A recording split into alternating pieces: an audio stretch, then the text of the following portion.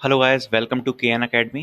के N academy में आज हम रिव्यू करने वाले हैं डीयू से बीएससी ऑनर्स कंप्यूटर साइंस। आपको एक एक चीज़ क्लियर हो जाएगी कि अगर आप डीयू से कंप्यूटर साइंस करते हो, बीएससी ऑनर्स कंप्यूटर साइंस, सो आपका पूरा 3 इयर्स कैसे जाने वाले हैं। ठीक है, पूरी एक क्लैरिटी देने वाले हैं कि सिलेबस क्या होगा, कैसे पढ़ाया जाता है, मार्किंग स्कीम सब बताने वाले हैं। ठीक है, तो आइए स्टार्ट करते हैं वीडियो को। सबसे पहले हम देखने वाले हैं कोर्स सिलेबस के बारे में। ठीक है, तो जो आपका बीएससी ऑनर्स कंप्यूटर साइंस का आपका जो 3 इयर्स का कोर्स है, तो उसका सिलेबस क्या होगा, आपको क्या क्या पढ़ाया जाएगा। ठीक है, तो स्टार्ट करते हैं।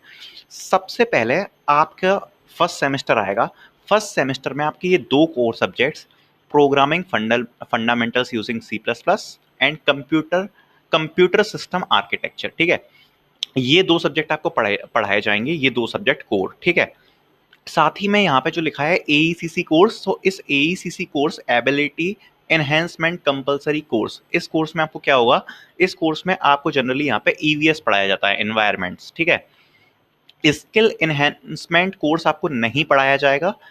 इलेक्टिव डिसिप्लिन स्पेसिफिक ये भी नहीं पढ़ाया जाएगा। जी में आपको एक मैथमेटिक्स का सब्जेक्ट पढ़ाया जाएगा, साथ ही में मतलब जनरली पढ़ाया जाता है, साथ में आपको काफ़ी सारे ऑप्शंस मिल जाते हैं। तो ये आपके कॉलेज के ऊपर है, आपको एक फॉर्म आएगा, फॉर्म में आपको बताना पड़ेगा कि आप कौन सा सब्जेक्ट भरना चाहते हो।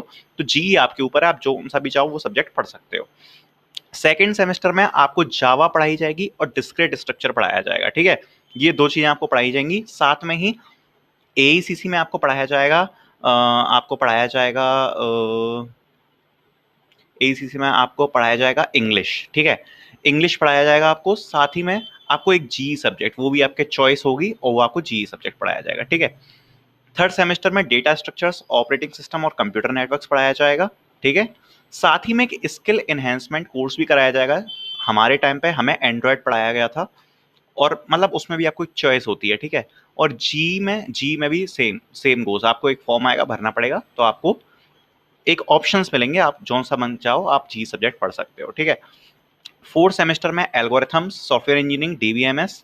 एसईसी 2 में हमें पीएचपी पढ़ाया गया था, वेब डेवलपमेंट से PHP. Same goes for you, आपको ऑप्शंस आएंगे, सेम फॉर जी। ठीक है, फिफ्थ और सिक्स्थ में कुछ अच्छी चीज़ है, मैं आपको बताता हूँ। फिफ्थ सेमेस्टर में इंटरनेट टेक्नोलॉजीज और थ्योरी ऑफ कंप्यूटेशन आपको पढ़ाया जाएगा, साथ में ही डीएसई 1 और डीएसई 2। ठीक है, ये दो सब्जेक्ट में आपको ऑप्शंस मिलेंगे, कहने को मिलेंगे, लेकिन ज़्यादातर ऑप्शंस मिलते नहीं है।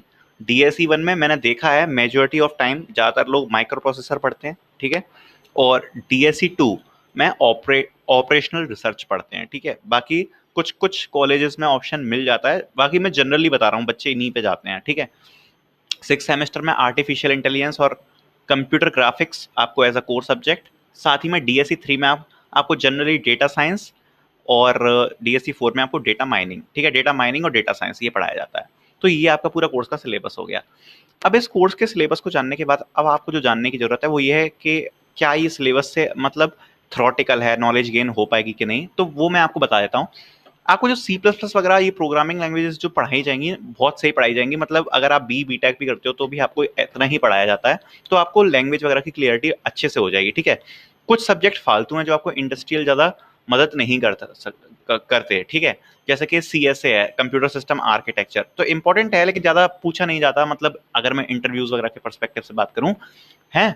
और जैसे डिस्क्रीट स्ट्रक्चर है तो इंपॉर्टेंट सब्जेक्ट है। ठीक है, और जैसे आपका जो थर्ड सेमेस्टर है, डेटा स्ट्रक्चर्स, ऑपरेटिंग सिस्टम और कंप्यूटर नेटवर्क, ये सबसे इंपॉर्टेंट सेमेस्टर है। ये तीनों ही सब्जेक्ट काफ़ी ज़्यादा इंपॉर्टेंट हैं। ठीक है, एल्गोरिथम इंपॉर्टेंट है, सॉफ्टवेयर इंजीनियरिंग ठीक ठाक सब्जेक्ट है, काफ़ी थ्योरेटिकल है। मैं ये चीज़ कहूँगा कि काफ़ी ज़्यादा थ्योरेटिकल सब्जेक्ट ये है। डीबीएमएस सही सब्जेक्ट है, काफ़ी अच्छा है, पूछा जाता है।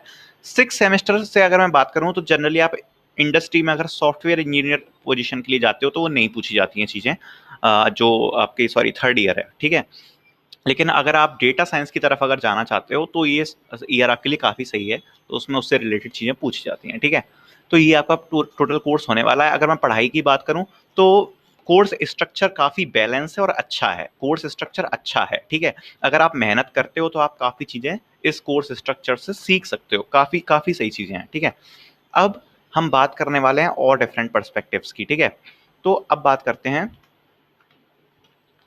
क्लास की टाइमिंग क्या होने वाली है। तो जनरली जो आपकी जो क्लास की टाइमिंग्स होगी वो होगी सुबह के 8 बजे से शाम के 5 बजे तक। ये पूरी टाइमिंग नहीं होगी, ये बात आप ध्यान रखना। जनरली कह रहा हूँ, मतलब जब अपन की वीकडेज में क्लासेस लगती हैं तो सुबह 8 बजे से 5 बजे के बीच में लगती हैं। लेकिन आपको मैं ये चीज़ और क्लियर करने वाला हूँ, जब आप पढ़ोगे तो आपको क्या होगा, लगभग 2 दिन मेरे हिसाब से अच्छा खासा गैप मिल जाता है, जिस दिन आपको मतलब जैसे वीकडेज अपने होते हैं मंडे टू फ्राइडे, ठीक है, और सैटरडे संडे की छुट्टी होती है। तो आपको क्या होगा कि 2 दिन ऐसे मिलते हैं जिस दिन काफी अच्छा गैप मिल जाता है, मतलब 2-3 ही क्लास होती हैं, ज्यादा नहीं होती, बाकी दिन आपकी मतलब काफी क्लासेस होती हैं। तो जनरली जो आपकी क्लासेस होती हैं वो ऐसे होती हैं, जैसे कि ये मान लो कि 9 से चालू हुई, सो 9 से 11, ठीक है, फिर 11 से 12, और फिर आपको आधा घंटे का करीब ब्रेक मिल जाएगा। फिर उसके बाद 12:30 से आपकी 2 से 3, ठीक है, ज़्यादातर 3 तक जाती हैं। तो मतलब इतना रहता है, लेकिन जो भी आपकी क्लास के बीच लगेंगी वो लगेंगी आपकी 8 से 5 के बीच, ठीक है। प्रैक्टिकल टू थ्योरी रेशियो क्या होगा, आपकी 40% क्लासेस हो रही होंगी प्रैक्टिकल और 60% हो रही होंगी थ्योरी, ठीक है। तो ये चीज़ भी क्लियर हो गई कि मतलब आपकी जो क्लासेस लगेंगी उसमें आपकी 40% प्रैक्टिकल होंगी और 60% क्या लगेंगी, थ्योरी क्लासेस। अब जो थ्योरी क्लासेस होंगी तो उसमें आपको कैसे पढ़ाया जाएगा, मेजरली आपको पढ़ाया जाएगा पीपीटी से, ठीक है। डीयू में ज़्यादातर पीपीटी से पढ़ाया जाता है। कभी कभार कोई कॉम्प्लेक्स सब्जेक्ट आ जाते हैं जैसे कि थ्योरी ऑफ कंप्यूटेशन है, तो उन सब्जेक्ट्स को क्या कर सकते हैं, हम पीपीटी से नहीं पढ़ा सकते, आपको व्हाइट बोर्ड का यूज़ करना ही पड़ता है। तो जैसे अगर अभी ऑनलाइन क्लासेस चल रही हैं तो गूगल जैम बोर्ड पे आपको पढ़ाया जाएगा। उसके बाद ज़्यादातर कॉलेजेस में क्या होता है, आपको यूनिट असाइनमेंट्स दिए जाते हैं, मतलब जब आपकी यूनिट कंप्लीट हो जाती है किसी चैप्टर की तो आपको एक असाइनमेंट दे देंगे और कहेंगे कि घर पे करो, या फिर क्लास टेस्ट भी रख सकते हैं। जैसे अगर 2 यूनिट इकट्ठी हो गई, असाइनमेंट नहीं लिया, तो क्लास टेस्ट रख सकते हैं। तो ये होता है थ्योरेटिकल क्लासेस में, ठीक है।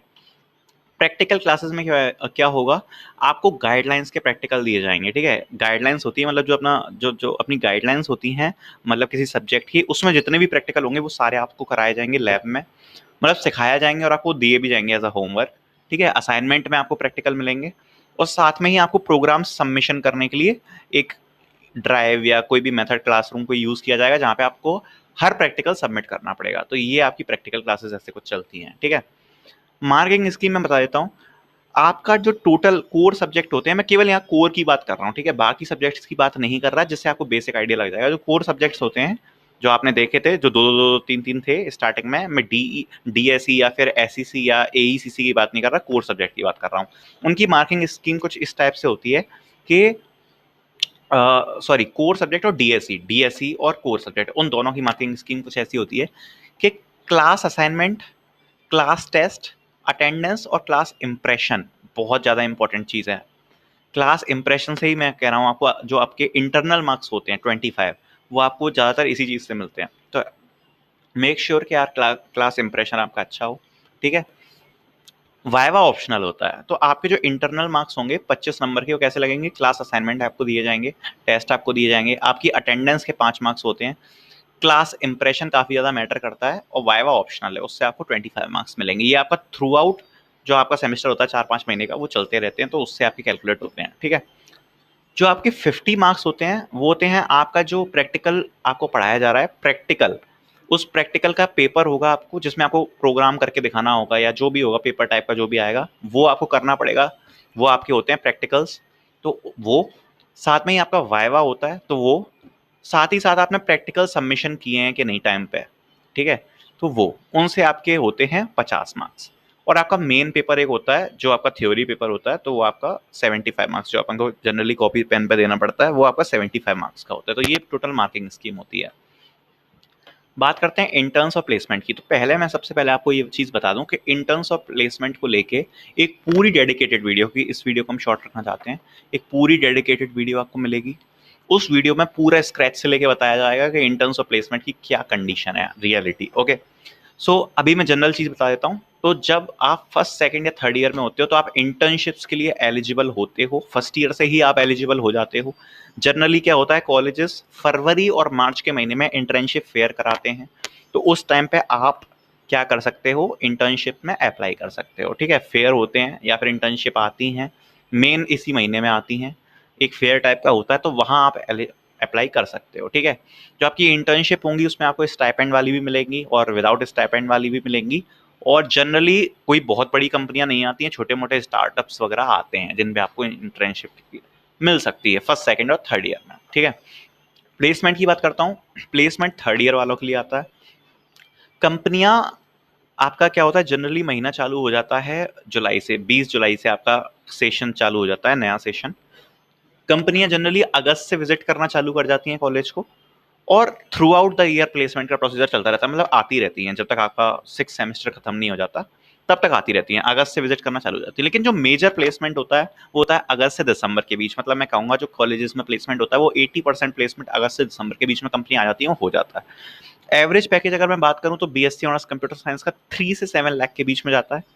ये पैकेज केवल आईटी की कंपनियों के लिए नहीं है, ये बात मैं क्लियर कर दूं। बीएससी वाले, काफ़ी बीएससी वाले मार्केटिंग की कंपनियों के लिए भी बैठते हैं, एलिजिबल होते हैं, उसमें भी फोड़ देते हैं, तो उनके लिए भी ये पैकेज शामिल है इसमें। जनरली मैंने नहीं देखा किसी को 3 लाख से कम मिल रहा है, और जनरली मैंने नहीं देखा बीएससी और सीएस वाले को किसी को 7 लाख से ऊपर मिल रहा है। मतलब हो सकता है ये आंकड़ा, लेकिन वो एक एक्सट्रीम बात हो गई। जनरली जो रहता है वो 3 से 7 के बीच में आपका पैकेज मिलता है। तो आई होप मैंने काफ़ी सारी चीज़ें आपके माइंड से क्लियर कर दी होंगी इस वीडियो में। इंटर्न्स और प्लेसमेंट के लिए एक डेडिकेटेड वीडियो आने वाली है, वो आएगी, जिसमें आपको पूरी सिनेरियो लेके क्लियर किया जाएगा। बाकी अगर आप और कुछ जानना चाहते हैं तो उस पर हम डेडिकेटेड वीडियो बना देंगे। उसके लिए आपको क्या करना पड़ेगा, आपको कमेंट सेक्शन में बताना पड़ेगा कि आप क्या टॉपिक चाहते हो, ठीक है। So this is all about the BSc honours computer science from DU। Okay, I hope you guys will like it. Thanks.